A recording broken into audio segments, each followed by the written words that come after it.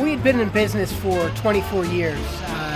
It was the early 90s and the economy had tanked, and I think it was even worse than it is today.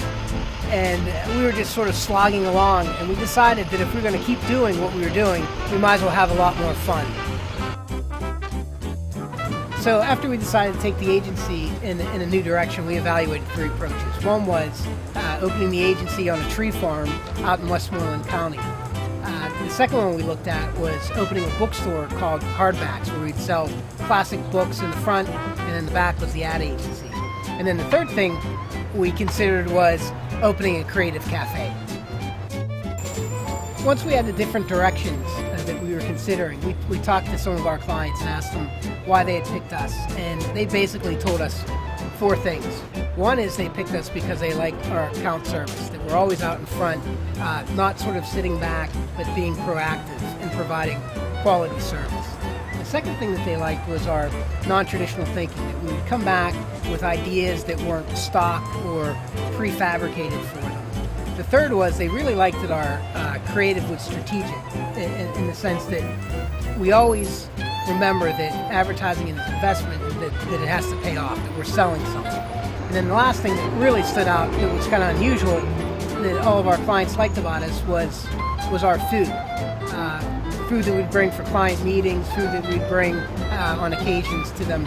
So we thought food, service, non-traditional thinking, and creativity. And then we looked at the ideas that we were considering and realized that it really fit best with the whole concept of a creative cafe. Once we knew we were going to go the direction of the creative cafe, there were three things we needed in that new location. We wanted to be a storefront, we wanted a small kitchen, and ideally outdoor seating. And we had a picture in our mind. In fact, one of our old art directors put together a sort of an architectural rendering of what the agency might look like. Someone had suggested that we look at Lawrenceville, and one day I was just driving down Butler Street and saw our current location with a big for rent sign. It had outdoor seating, a small kitchen, and was a storefront. So it was a perfect fit for us. For us, the Creative Cafe was always meant to be a hub, sort of like Shakespeare and Company was back in the day in Paris, or City Lights in San Francisco.